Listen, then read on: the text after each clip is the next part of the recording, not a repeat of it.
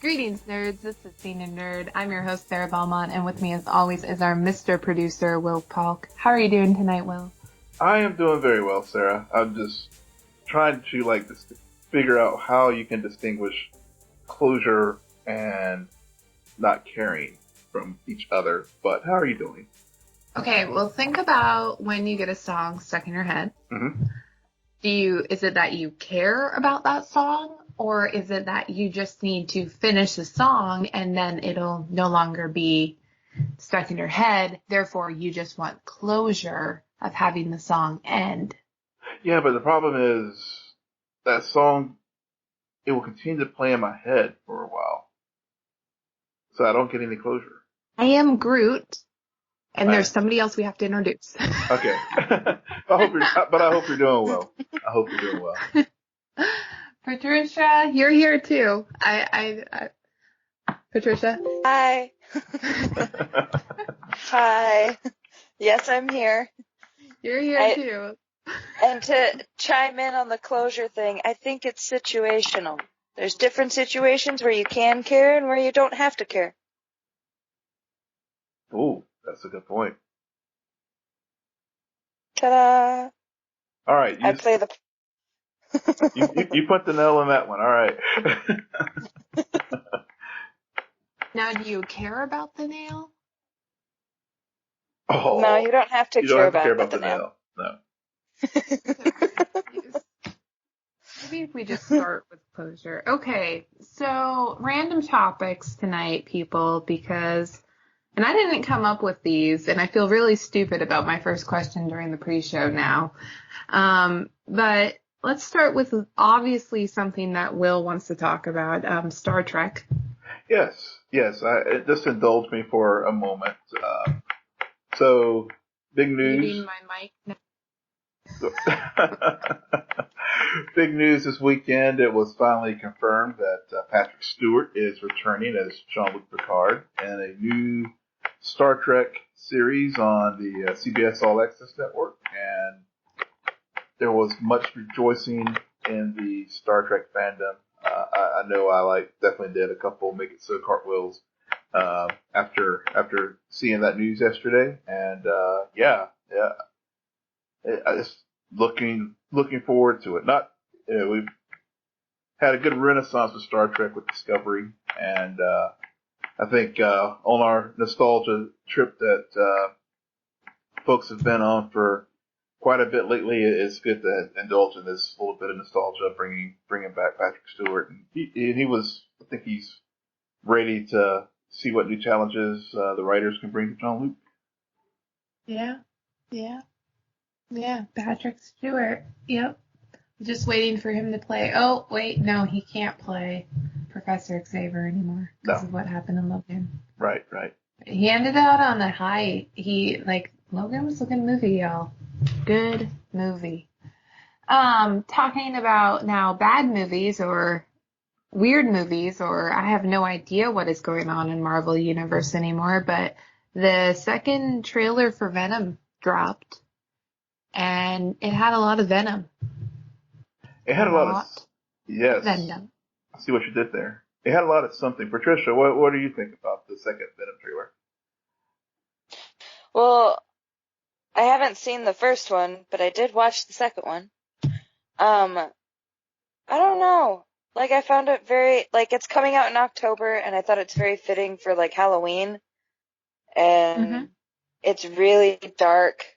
And, I kind of liked it most of the time while the Venom character, was out and, talking.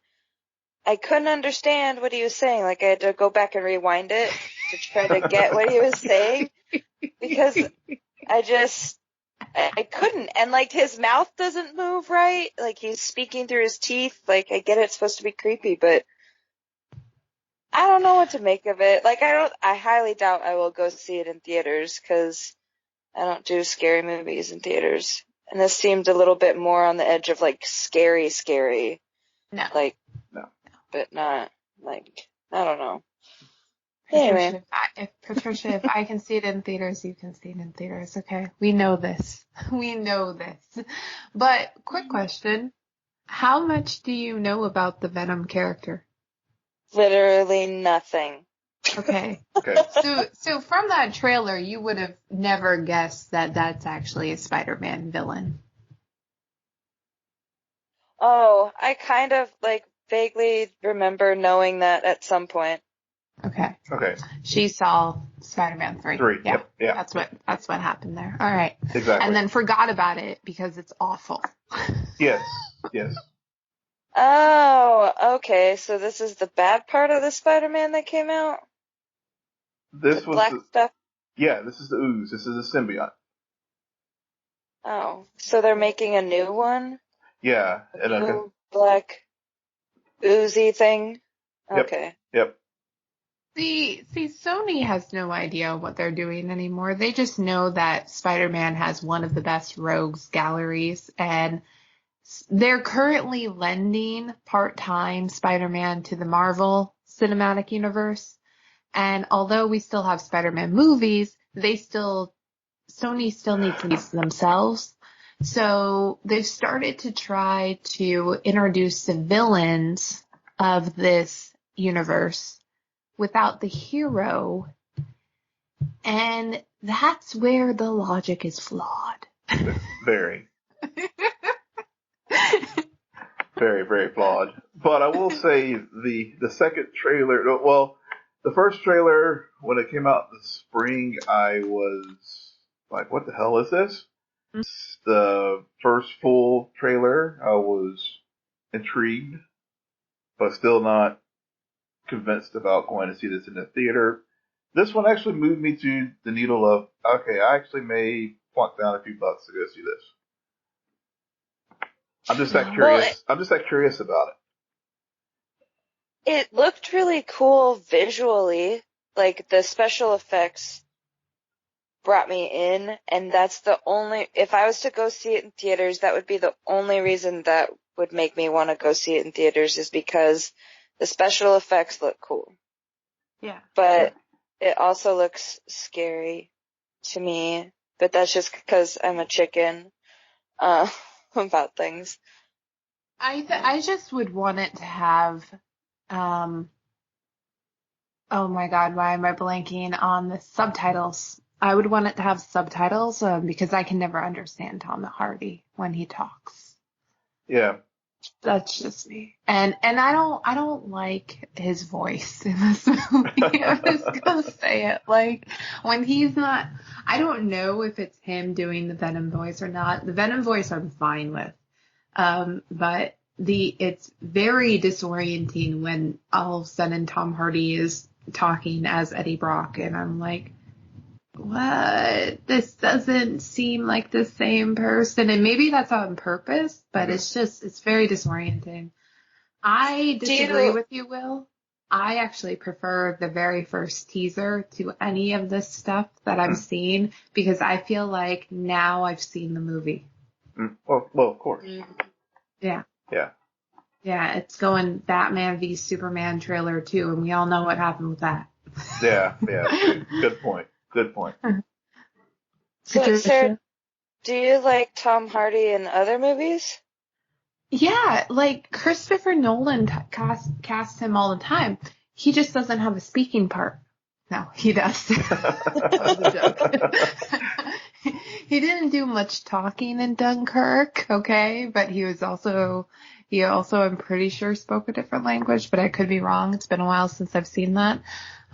He was really good in Inception, okay? Yeah, he but was. There's something with the accent that he's trying to pull off in this movie that's making him sound really, really soft. Almost like he has a lisp. And that's what's kind of making me like, I can barely understand you. Why are you whispering every single line? So. I just wanted to hear more, because you're like the first girl that like, all my other friends that are girls are like, oh, Tom Hardy. You know, like, they're fangirling over him, and so it's just interesting to hear, someone have such a different opinion. Yeah, but I mean, okay, this may be a sexist comment, but I mean, females often don't have many lines in movies, unless they're the lead and unless it's like a very female driven story. They're always cast in like that love interest role where they're really just there to look pretty. Tom Hardy's the same way. He's just there to look pretty, Patricia. Like, I'm perfectly fine with that. Silent movie, Tom Hardy, here's my money. Like, this has gone into a weird direction, and I blame Patricia personally for this. Sorry, I just had, had to ask. I like this direction. It's a fresh take. You would. You Venom trailer 2 lover, you. I would, yeah. Whatever. All right, talk about different directions. We had breaking news the other day in the Schmoedown. Patricia, you can go and get a glass of water. We know you don't like the Schmoedown or have any idea what Schmoedown even means. But for all listeners who do. Yep. Bye. They announced the teams who will be competing this fall in the team tournament. And yes, Mike Kalinowski did shake everything up. All new teams, everything. And however, I think on the last time we covered the Schmoedown, I made a comment that I'm really tired of Mike messing with the season because we're not getting good matches. Well, I take it all back. Yes, you should. Because we got some awesome pairings that would have never happened. Never happened. And I have really no idea what's going to occur, Will. Like, there's a chance that we could have some teams forfeit just because they don't want each other to win. Yeah, it's very possible. And the whole, corruption, hashtag corruption really it should be hashtag way to go Kalinowski, because he really blew up everything in a way that I think is going to make it a very interesting tournament. I think things that, like, as you said, things that got kind of stale. And quite frankly, we were getting some very underwhelming Intergeekdom matches here lately where it was just like, dude, really? So, kudos to Kalinowski and pulling this off. And I'm actually excited to see the Intergeekdom tournaments coming up. 2 teams in particular stand out to me. First, you have Guy and Cushing. Mm-hmm. Yeah. That is like Star Wars, okay? You have the Kylo Ren of the League, and then you have the Rey of the League come together and join forces to take down the Empire. Like, come on. Like, the only better combination there could have been was maybe Bateman and Cushing, just because Bateman's known to have a little bit more movie trivia knowledge. However, Guy did recently prove himself in one of the best matches ever. He did. And then alternatively, you have Riley and Bateman paired together. And why I find this team to be so fascinating is because Guy will face Riley in a future singles match. That's right. And then Riley has to walk away and join partners with, like, one of them, and there's all of this storylines with the 4 Horsemen versus Team Action, yep. And so there's so much into that I can't wait for that to all play out. I'm very, very excited. Me too. I mean, it's just, again, blowing up the traditional alliance, the teams, and you're having the mixing of the teams. It really does open itself up to some really intriguing storylines. And as you said, I mean, you really could, as you said, could have some forfeits happen. You could have, former alliances get strained. Seeing how this will impact the singles matches as far as some of the competition there. It really brings a new dimension and element to the Schmoedown that again I have to give kudos to whatever Kalinowski you had over, I'm blanking on his name. Thad. Thad, yeah. Mm-hmm. Yeah. Hey, I'm glad it worked. It worked out. Were there any teams that stood out to you?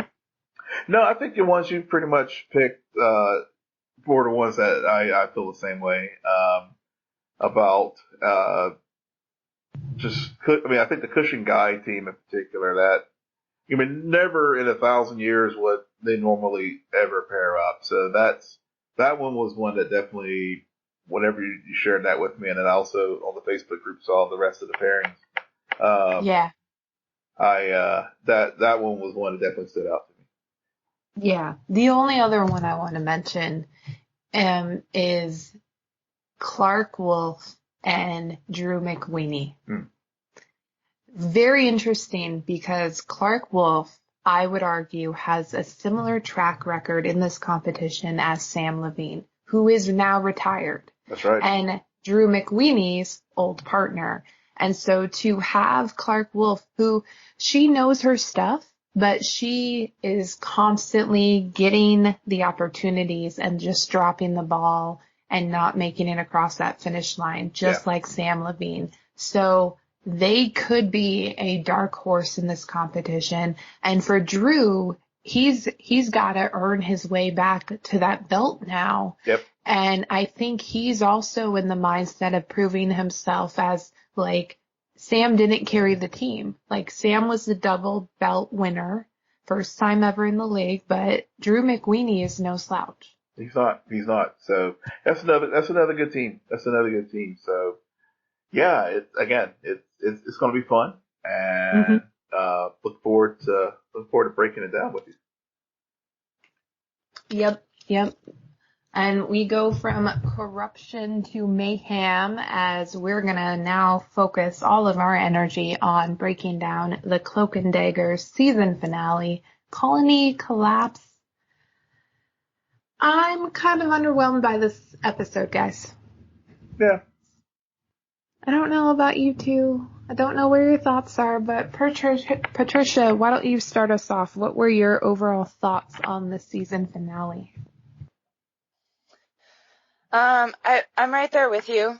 I wasn't very impressed, and I have some theories or questions about season 2. So that's kind of where I'm at. Like, this, in general, my thoughts about this whole season that they've come out with, like, if I'm being brutally honest, I just finished it so I could have something to talk about with you guys on the podcast. She didn't mean it. She didn't mean it, guys. She doesn't mean it. Yeah. She's just speaking through her feelings. Yeah, that's my knee-jerk reaction to this whole thing. I mean, it's visually beautiful, and I enjoyed some of the special effects that they did, and the storyline was good. There was just something missing from it, and I don't know what it was, but it didn't. Like, the first 2 or 3 episodes, I was like, yeah, I can get into this, but then I lost something, and I don't know if it's just me or if it's just the show itself. It's probably just me, honestly, but for the most part, like, if I wasn't on the podcast with you guys, I probably wouldn't have watched it or finished the season. So, what about you, Will? Where are your thoughts? I've watched it twice, and I had wait, the whole season or just the end episode? Just the final episode? Just the finale. Okay.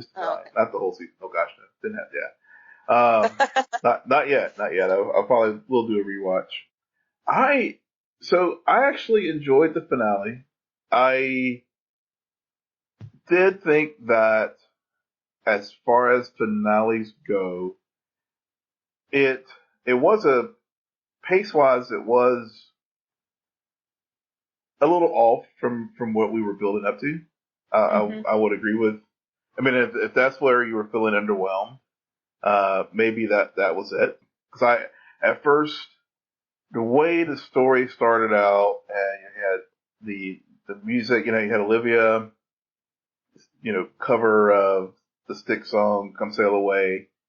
And I was like, so at first I was drawn by that because I was like, that sounds like a cover of something that I know. And so that was a little distracting for me at first. But I think what I liked about the finale was it pulled, they've been talking about the divine pairings all season. And so it was, I'm glad they've put some context to all those figures that we've seen on Auntie Chantel's mantle. So, and the whole context of the danger and the risks that New Orleans has, because without that, then the finale would not have worked at all. I'll agree with that. So that was, I'm glad they did that. The only places where I felt that the finale was sort of didn't work for me was the scenes where Tandy saved her mother from the Thank you. Roxxon. Yes. That part was kind of, whenever you have this great setup and then you go back to that, I almost wish they had just resolved that in the previous episode. It made no sense whatsoever, and it was one of the worst acted scenes I've seen in this series so far. Yeah. It was really bad. So that was the one place in the finale where I was just like, it was a little cringeworthy. But the rest of it, like I said, if you didn't have those stories, and I noticed that I read this on in a review somewhere else, and with all the stories, and they didn't, and I think it was wise, they didn't do a direct Katrina flashback or whatever, but they did reference it by having Tandy and Tyrone end up on the Superdome at the end of the episode, which I thought was a way of a place that was very, with Katrina was a very, it was so fresh in recent history that everybody knows what went down there. And, here it is, Tandy and Tyrone end up on the top of it after they saved the city, as a place of, breaking the predestined loss of one of the divine pairings. So I thought that was a nice little touch that they did with the finale. But overall, I enjoyed it. Oh. Yeah. Yeah, go ahead. I think that Auntie Chantel just got it wrong. I think that and this is what bothered me about the whole finale, and you're absolutely right, Will. The divine pairing stuff and Auntie Chantel going through every single pairing that had came before made a lot of sense, and that I didn't understand why it felt like they dropped that 3/4 of the way through. Mm-hmm. It was really only set up to get Evita to run up to Tyrone and Tandy and explain to them what's really going on. Mm-hmm. And so, but then there was nothing about it, and there was still a good quarter of the show left. So I didn't understand why they would have such good context built in the background and then drop it with a lot of show left to be, or a lot of story left to be told. Yeah, I would agree with that. Yep. And I feel like, because I didn't go back and rewatch the finale, I actually went back and rewatched bits and pieces of episode 1 and 2. Nerd. I know. I have good reasons, though. And we'll get into that when we talk about Detective O'Reilly a bit more. Okay. But I noticed and I realized that, so the Night of the Storm is very similar. If you look at all of the divine pairings that came before, a lot of it had to do with famine, mm-hmm. big natural disasters, mm-hmm. and everything. Very similar context to the Night of the Storm, where Tyrone's brother and Tandy's father died. Mm-hmm. And I wonder if the real divine pairings were Tandy and her dad and Tyrone and his brother. Ooh. And the sacrifice just so happened, like, both of them had sacrifices. The other had to die for one of them to live. And there's no storm after that night. So I wonder if like, in a weird way, those two sacrifices are actually what Auntie Chantel is all talking about. It's possible. I mean, it's because the figurines are clearly Tandy and Tyrone, but you're right in the sense that they are paired, but the sacrifice was like their family members that you just discussed, and so maybe this is like the new line that where there's a new destiny for the city and for these two individuals.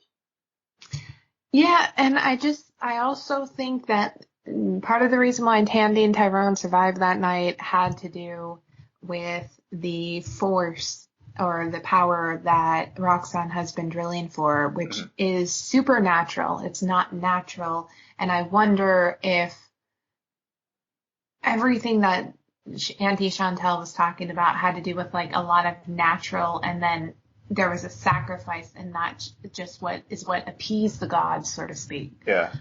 Or she could, yeah. Yeah. Yeah, or she could be just off that this particular event was the event that would cause the loss of one of the divine pairings. Yeah, I don't know if this was the event, because this was just another episode of The Walking Dead. It really was, guys, and it wasn't a good one. It was a stupid one. I'm sorry, I really hated the terrors. I always think of the Night of the Living Dead when I see the terrors. But yeah. What about you, Patricia? Like, my favorite part in that, not the last episode, but like one of the most interesting parts to me, which sort of came up in the final episode, was when Tandy went into, is it Scarborough, the guy in the suit that was like, yeah. She goes into his mind and like opens up the door that Mina's dad was stuck in. So he gets to start reliving the explosion over and over again. And I loved those little aspects of the show, like, really are what I find intriguing, or what made me keep watching it, kind of. But I don't know. I felt like the terrors were okay, because the way that they were described wasn't supposed to be like zombie-like, or wasn't supposed to be anything really supernatural. It was just somebody that had adrenaline and that was like super angry. And so I thought, for what they just did, a very, very, I can't think of the word, very good job at doing what they said that they were going to do. Like, it was just a normal human being that got struck with this superpower stuff from the ground that was supposed to be hyper aggressive and wanting to attack everybody. But the one thing that I didn't like about the terrors was when Tyrone was in the police station and he was like, just leave it all to me. And he's wearing his cloak and he goes into a room, locks himself in. I'm pretty sure he got touched by terrors. Like, why didn't the fear stuff, like, terror thing, like, take over him? Because, go ahead, Will. No, you go ahead. He was wearing his cloak? No, because if you think about, so Tyrone's abilities doesn't just have to do with his cloak. He has the ability to read other people's fears. So he, like in the previous episode, Tandy was feeding on people's hopes. Well, Tyrone, he can feed on people's fears, and so them touching him doesn't do anything. Yep. Okay. I will take that as Patricia is satisfied with that answer. Well, like, as a person, like, I'm not happy with that answer, but I'm satisfied with that answer, if that makes sense. Like, it doesn't make me happy that is the answer. It's like, okay, fine. That makes sense.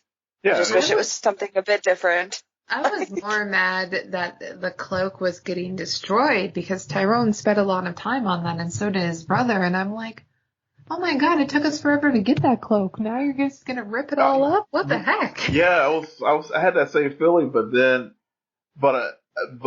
when you carry it forward and Tandy gives Tyrone the old hoodie His sweatshirt. back, Yeah. then that was the deepening of their bond, because that cloak was Ty's brother's, actually. So yeah, it was dope, and it was officially like, yes, this is what we're getting that cloak, and it helped him. I guess it helped him focus and be able to utilize his powers. But why did he ask her why she kept it? Because he kept her ballet slipper. Yeah, see, that was the one thing I was wondering when they were going to bring up the slipper. That was it again. I guess if there was another plot point that I did have an issue with, was she hands over the hoodie, but I was waiting for the slipper, and something referenced that, but they left that hanging out there, and maybe they'll bring it up in season 2, since he is now living in her church. Yeah, which is a very cool switch that they did, Mm-hmm. again, to parallel where these two characters started off and how they've switched places, essentially, and are just based off of their own natural journeys, and it's Mm-hmm. really interesting to watch. I want to go back to something else that Patricia said, because I agree with her. One of the stronger points was, yes, I said it, okay? I agree with you. Don't get too excited. Is that this show is at its best, I would argue, when they do and they focus more on Tyrone and Tandy experiencing these hopes and dreams, or hopes and fears of others, and in that mindscape or other dimension. And because it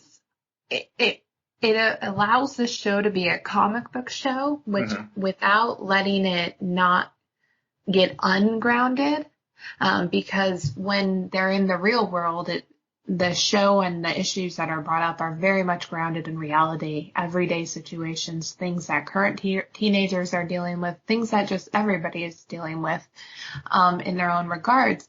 And I think why this finale didn't work for me is because all we got was Tandy going into Scarborough's mind, and everything outside of that was the fear that existed because of these terrors. So this creation of this big monster at the end of the movie that's trying to destroy the town, and I'm like, what is this crap?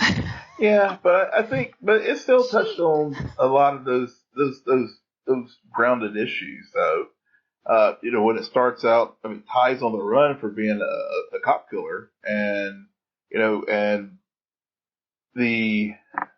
some of those underlying tensions where he had the choice to use his powers there to escape or not. He decided not to, and Right. so there were those points of growth again that we've seen these characters have throughout the season. No, I understand that, and I agree. I just think that there's like a good 20 minutes when it's just them facing off against the terrors, and it didn't work. The terror, yeah. And I notice you need the budget, to. I guess. Yes. I know the terrors were not. Because I guess we really were first shown the terrors when they were in Hess's mind, Mm-hmm. as a threat, and they were very menacing there on the rig. Because they were in Ivan Hess's mind. Right. And that's where they should have stayed. I'd be like, yes, that's kind of funny, but I'm serious. Like, if they would have chosen maybe a different, like, maybe in Ivan Hess's mind, that's what that stuff did, like, when it got released from the pressure valves and stuff. I feel like they could have, maybe what would have made it better was have it affect people differently. Like, if it made people sick or had just a different effect other than the terrors, because if maybe that being the same sort of whitewashed what they were trying to do with the terrors and the power that's coming out of the ground. Well, Maybe it, like, if they had done something a little different and kept the terrors in Hess's mind and then created something different for them to face off in a mob-like fashion, that would have been a little more successful. Yeah, but I get Sarah's point though with them being, you can't. It's hard to like to separate them being derivative of other like things like Walking Dead or in my case the Evil Dead or Living Dead or whatever, Night of the Living Dead. So you sort of couldn't help but like feel that as you're watching them. I mean, as I say, even while I was watching the episode, I was like, man, it's kind of Night of the Living Dead feel to these creatures, especially when they were like showing up on the street, chasing Tandy and Mina to the warehouse. But I think I guess when you had the 101, like when Mina was facing off with Tandy, after she was infected, that's when I feel like they actually work. The terrors work because it's that one-on-one kind of thing. Even in the police station and a few places, that's where I felt they actually worked. When they're in a big crowd or whatever, yeah, they lose their threat, their menace, to me at least. So they actually did show at the end how this energy can affect people differently because Detective O'Reilly had an interesting encounter with the energy force. Granted, she was practically about to die and she fell into the water and there were two other people we know who fell into the water and were on the verge of death and got hit with the energy force and yeah. So I think, Patricia, that in season 2 the terrors won't be the big issue. It'll be another creature that is a spawn of similar to Tandy and Tyrone, but I'll just call it'll be mayhem. It'll be mayhem. It'll be mayhem. But mayhem. So here's the thing, though, and I wonder how much they're going to stay close to the source material or they're going to deviate from it. Because mayhem in the comics, now I'm not a reader of the comic book or anything. It's just doing Wikipedia research and whatnot. But she's an anti-hero that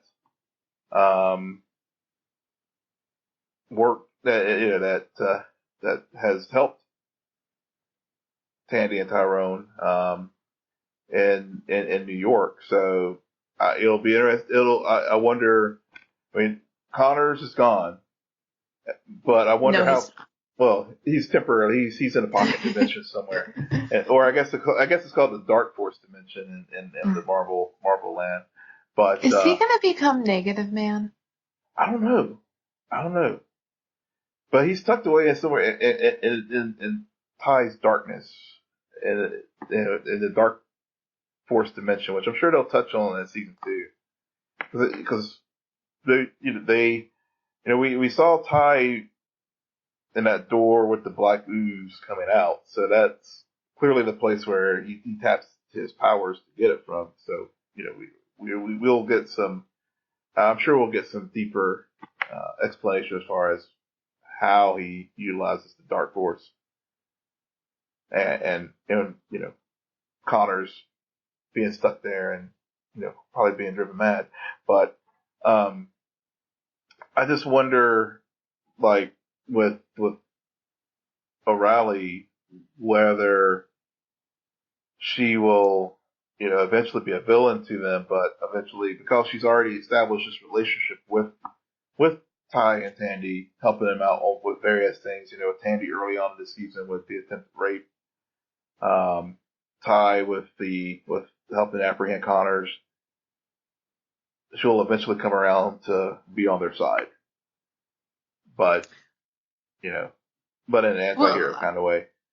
Well, yeah, and I think she just will have a lot of vengeance going on, considering her whole police force, or the whole police force, kind of turned their back on her. Right. The previous episode. So despite, and then I can see, like, if Tyrone has Connors in this other dimension, and O'Reilly really just wants to take down Connors, she may have to take out Tyrone to get to Connors. True. So will she figure that out? She may figure that out. And also, from what I've gathered from the comics, there is the corrupt police force angle in there as well. So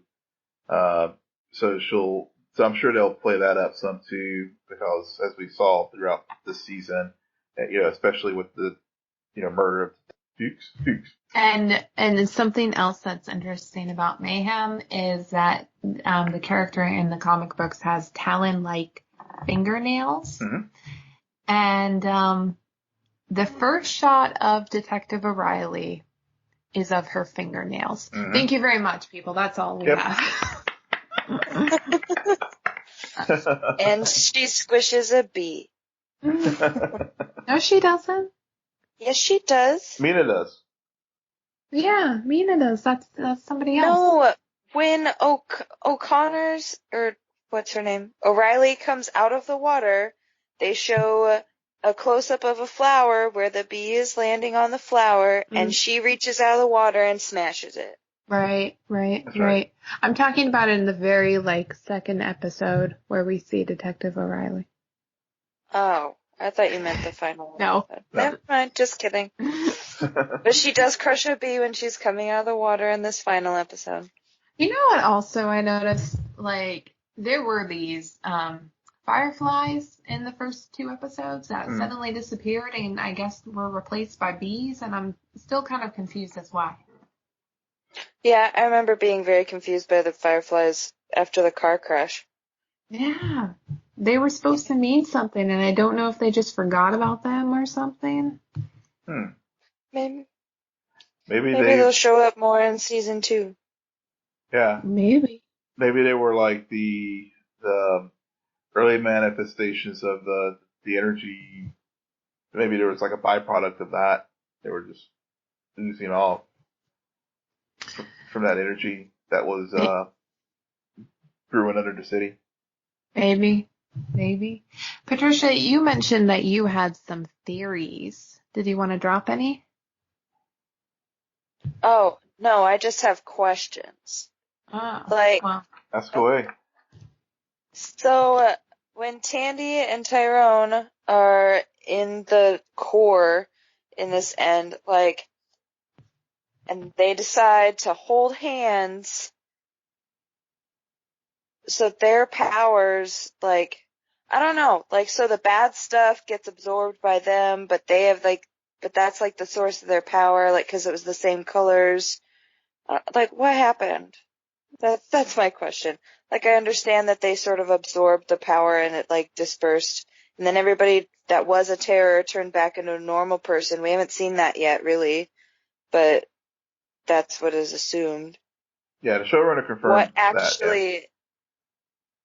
that. Yeah. Yeah, so people did. Yeah, so as far as your second question, people did revert back to their normal state, and that was confirmed by I read an article with the producer of the show, and he did say that did happen. So I think we'll just sort of see what the impacts are on those individuals. In particular, I'm curious to see with Mina, how her relationship with Tandy is impacted by what happened when she was turned into a terror. As far as your first question, I think when they fused, because I think they both of them, if you notice, were scratched on the arm, and all the other divine pairings were also scratched on the arm. So I think that I guess when their wounds like touched or whatever, I think that was like the fusion of the two of them, and they were able to break whatever barrier that was there between them. And it could have been a conscious thing too. I don't know, it's a metaphysical kind of like merger things that were going on that allowed them to break through that barrier that was there before. Sarah, what are you thinking? Sorry, I fell asleep. What? Yeah. We were talking about science. Like, Will dropped the word metaphysical, and I Yeah. Well, you got string theory in the rundown, so I just figured I'd add to it. Yeah. Like, as science, I don't understand, okay? It's just a cool little note in there, okay? It's one of the better lines. What were you going to say, Patricia? So I understand that they like broke the barrier and they were able to hold hands this time because they were facing a bigger threat or whatever. But my question is did they absorb all the stuff that was being excruciated from the pipes or whatever? Yes, that is what I understood to be occurring in that sequence and how they were able to do that. Yep. Okay, so they're that, and it's a metaphor for sex. Thank you. Ew. I'm such a little kid about it. Ew. Anyway. Now I can't get over it. Sarah, you ruined my thought. It's gone. Well, you're right. She's not wrong. It is a metaphor for sex. Yeah. I know. And that's the problem. Because now I'm like, oh yeah, that's why they were laying next to each other on top of a building, like all out of breath after it all happened.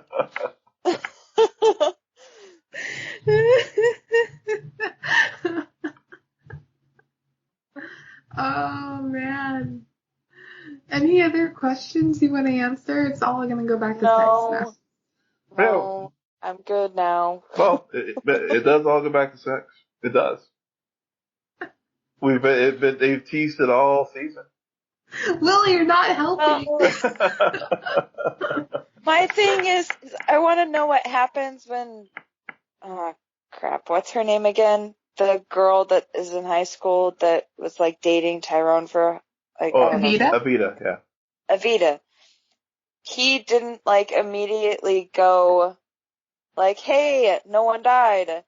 Like, we didn't get to see that reaction yet, because Avita definitely thought that it was going to be Tyrone. I think that will definitely be coming out, and I think she's going to be super happy about it, that Tyrone didn't die, but I don't think Tyrone is going to feel the same after this sex moment with Tandy. No, I see. Okay, so it doesn't get, there's so many ways I can go with this. About how it doesn't count. Oh my god. No, I thought that the purpose of that interaction when Avita goes to the church is not only telling them about their fate and supposed destiny, but also for that note that Tandy says towards the end where she admits like she likes those two together. I don't think that there's romantic tension between Tandy and Tyrone yet. I applaud the writers for doing this because it's very easy to, from the get-go, have it all be about this love affair and them trying to save one another. Romeo and Juliet, basically. Yeah. But they've made it very deliberate choices not to have it be about that. So I think that eventually Tyrone and Avita will go their separate ways, probably because of cheating, but no. Well, I mean, Tandy's team Avita, so hey. And I think with Tandy, she also, we have to remember, we know this character, we know her fears. Her fears are ruining not everyone's life, but specifically the men in her life. Mm-hmm. Like, she has a fear of, like, poisoning them. And Tyrone is going to be placed in a, shall I say it, in a glass cage for Tandy and put on a pedestal. And she will be fearful of breaking that.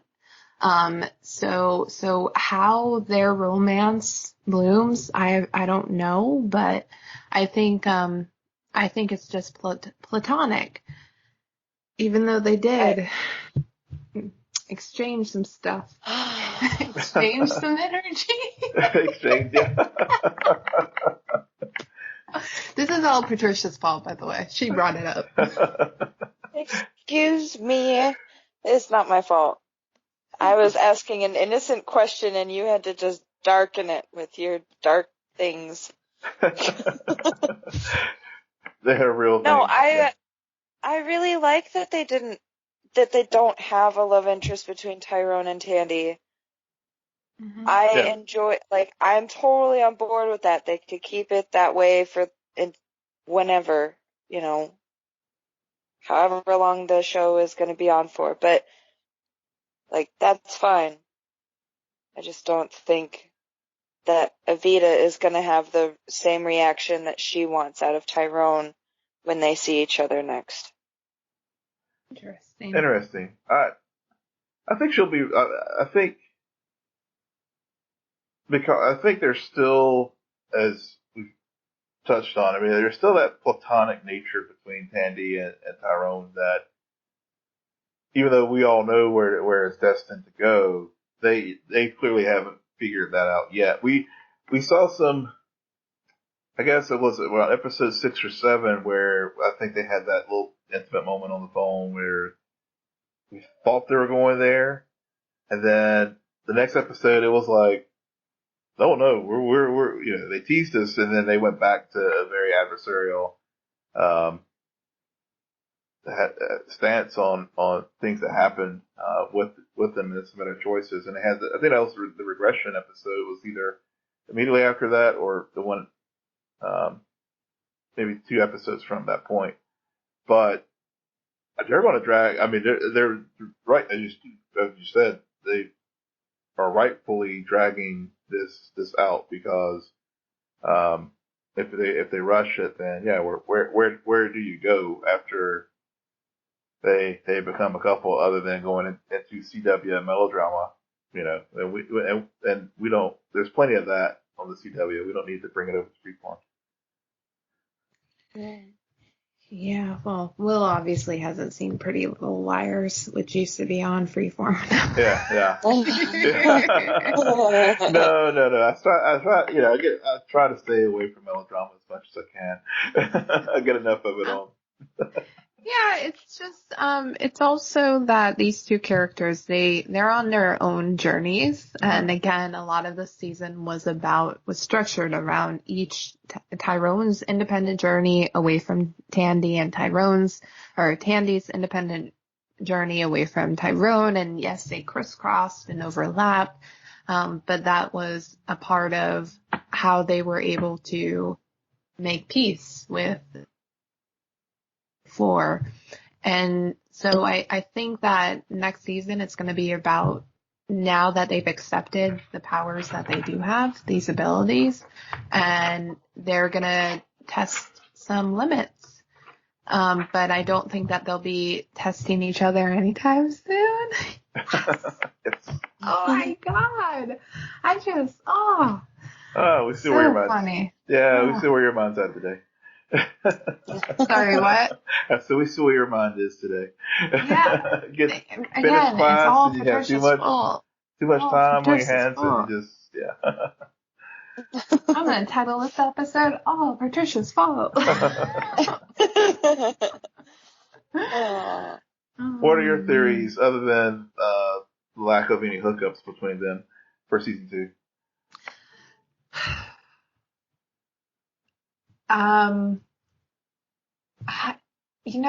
Outside of everything I have to give a shout out to Nerdist. They have a very good Cloak and Dagger after show, and they've had the showrunner on every single episode, and there was some really interesting stuff regarding Detective O'Reilly that has me really curious, because they basically explained that, or they hinted that they're going to take this character of Mayhem and, given her anti-hero background from the books, explore an issue that affects a lot of women and girls in the world. And so I'm very curious about what that issue will be. I hope, as we were talking last week, Will, both of us seemed very disturbed by the violence that Detective O'Connor's showed against Detective O'Reilly. And so I'm thinking it might have to do with that moment, and that's why it was so violent and aggressive. So, but I can't be sure. Maybe they're going to go further with the rape storyline that was sort of brought up at the beginning of the season. I don't know, but I'm really interested in this character of Mayhem and what they're going to explore. I hope that they don't go. I'm always mixed about the anti-heroes. It's very hard to pull off. The only one I've seen anybody be able to do is the Punisher recently. And even then, there were a lot of really dark moments with that and how he interacted with Daredevil in season 2 of that series. So I'm on board for that. Okay. If we really want to go a Belmont theory, that's never going to happen. Here, Will. Here's the sound bite, I guess you would say. Okay, let's do this. This is ridiculous. So, as I was watching the first episode, I realized something. Tandy and Tyrone weren't the only ones dead in the water in that first episode, and therefore weren't the only ones technically to get hit by the energy dispersion that occurred. So, who's to say that we will never see Nathan Bowen alive again, or Tyrone's brother alive again? Who's to say? That's pretty deep. Yeah. But because I said it, it's not going to happen. Never going to happen. What about you, Will? Any theories? As far as theories, I think I will hope to see them explore. They explore some of the evolutions of their explorations of their powers. I think it was a gradual build up over the season, and I'm glad it was that way instead of just dumping like all these powers on them, and then we had a traditional like comic book show. So I'm looking forward to seeing that. I'm wondering how, now that Ty is still on the run for a murder he didn't commit,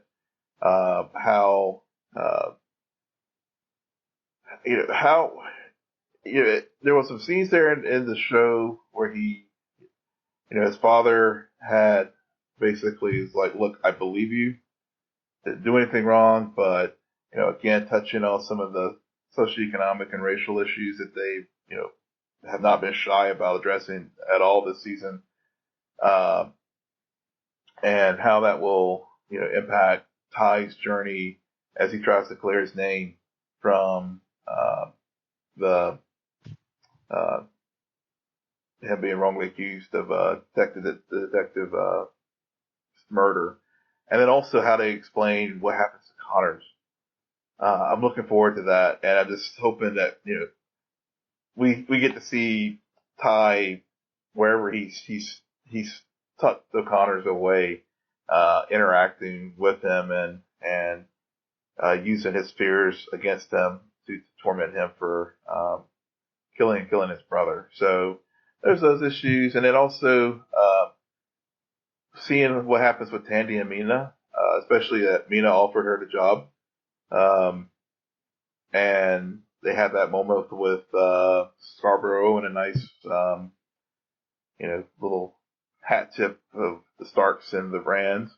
But how, what they will do to, they've released this energy into the sky, but I don't think that danger is completely gone. So, yes, I'm looking. I want to see what happens there with, as they continue to find out more about the this energy source that's under New Orleans. Yep. All right. A lot to look forward to in 2019 for the show. It's been great breaking it down with you, Will, every week. And Patricia, whenever you come on this podcast, you always lead us to interesting conversations. Yes, you do. Always about sex. No. Glad I can help, Sarah, no matter what direction it takes us. And on that note, why don't you tell our listeners where they can find you? They can find me at prmiller20. That's at prmiller20 on Twitter. And Will, where can they find you? Yes, quick thing. I know a lot of folks who've been engaging with us on our Twitter page has been asking us to help save shadow hunters, and so hopefully I never watched the show, but hope you guys are successful in trying to get it resurrected like other shows have been. But you can find me on Twitter at Will M. Polk. That's WILLMPOLK. And you can find me on Twitter at SJ Belmont, SJBELMONT. Please follow our crew on Twitter at Scene and Nerd. Friend us on Facebook. Follow us on Instagram. And also we have a YouTube channel, if you don't know, all under Scene and Nerd. But most importantly, rate, subscribe, and comment on iTunes, SoundCloud, and Spotify. Good night. Geek out. You're welcome.